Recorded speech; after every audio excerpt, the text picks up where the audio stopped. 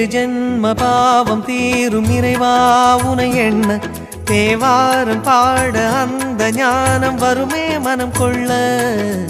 ஆதியான சிவனே சிவஜோதியான சிவனே, ஆதியான சிவனே சிவஜோதியான சிவனே. ஏழு ஜென்ம பாவம் தீரும் இறைவா உனை எண்ண தேவாரம் பாட அந்த ஞானம் வருமே மனம் கொள்ள.